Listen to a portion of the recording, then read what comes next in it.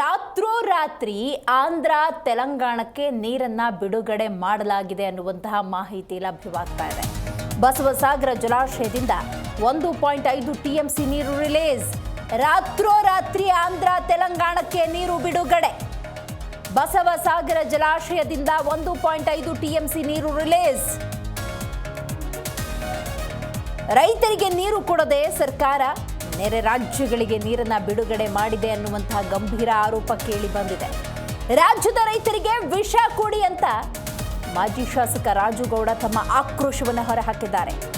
ಯಾದಗಿರಿಯ Narayanapura KBJNL ಮುಂಭಾಗ ಪ್ರತಿಭಟನೆಯನ್ನ ಮಾಡ್ತಾ ಇದ್ದಾರೆ. ಏಪ್ರಿಲ್ 10ರವರೆಗೂ ಬೆಳಗ್ಗೆ ನೀರು ಹರಿಸಿ, ಇಲ್ಲದಿದ್ದರೆ ಹೋರಾಟದ ಎಚ್ಚರಿಕೆಯನ್ನ ಕೊಟ್ಟಿದ್ದಾರೆ. ಟ್ರ್ಯಾಕ್ಟರ್ ಚಳವಳಿಯ ಮೂಲಕ ಹೋರಾಟಕ್ಕೆ ಸಜ್ಜಾಗೋದಕ್ಕೆ ಕರೆ ಕೊಟ್ಟಿದ್ದಾರೆ. ನೋಡಿ, ಯಾದಗಿರಿ, ರಾಯಚೂರು, ಕಲಬುರಗಿ, ವಿಜಯಪುರ ಜಿಲ್ಲೆಗಳ ಜೀವನಾಡಿ ಈ ಬಸವಸಾಗರ ಜಲಾಶಯ. ರಾಜ್ಯದ ರೈತರಿಗೆ ಈ ನೀರು ಸದುಪಯೋಗ ಆಗಬೇಕು. ಆದರೆ ರಾತ್ರೋರಾತ್ರಿ ಆಂಧ್ರ ತೆಲಂಗಾಣಕ್ಕೆ 1.5 ಟಿಎಂಸಿ ನೀರನ್ನು ಬಿಡುಗಡೆ ಮಾಡಲಾಗಿದೆ ಅನ್ನುವಂಥ ಗಂಭೀರ ಆರೋಪ ಈಗ ಸರ್ಕಾರದ ಮೇಲಿದೆ. ಈ ಹಿನ್ನೆಲೆಯಲ್ಲಿ ಮಾಜಿ ಶಾಸಕರು ರಾಜುಗೌಡರು ತಮ್ಮ ಆಕ್ರೋಶವನ್ನು ಹೊರಹಾಕಿದ್ದಾರೆ. ರೈತರಿಗೆ ನೀರು ಕೊಡದೆ ಸರ್ಕಾರ ನೆರೆ ರಾಜ್ಯಗಳಿಗೆ ನೀರನ್ನು ಬಿಡುಗಡೆ ಮಾಡಿದೆ. ರಾಜ್ಯದ ರೈತರಿಗೆ ವಿಷ ಕೊಟ್ಬಿಡಿ ಅಂತ ತಮ್ಮ ಆಕ್ರೋಶವನ್ನು ಹೊರಹಾಕಿದ್ದಾರೆ.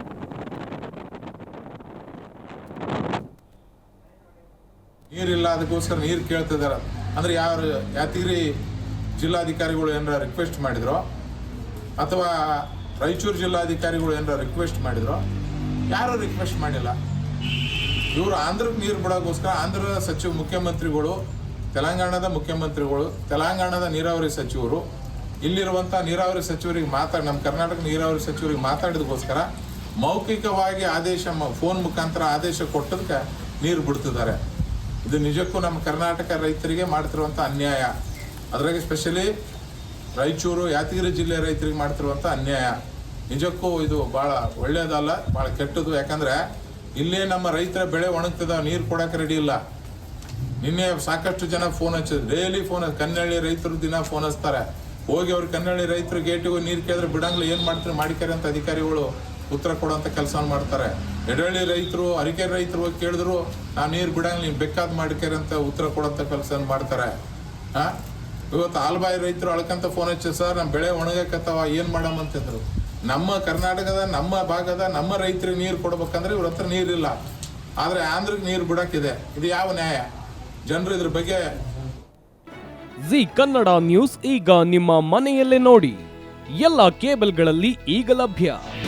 ನಿಮ್ಮ ನೆಚ್ಚಿನ ಜಿ ಕನ್ನಡ ನ್ಯೂಸ್ ಈಗ ಸನ್ ಡೈರೆಕ್ಟ್ ನಲ್ಲಿ number 292, Tata play number 1664, Jio TV number 1334, NXT digital number 30, in cable number 30, city networks 51, U digital number 162, GTPL number 17, Rockline telecommunications number 42, Shri Basaveshwara cable number 168, rural cable network 60, Vinayaka digital 57, Abhishek cable 821, city channel 53, Siddeshwara cable network 57, V4 digital Infotech 628, Surya digital networks 53, Gajanan digital number 836, Malnad Infotech private limited number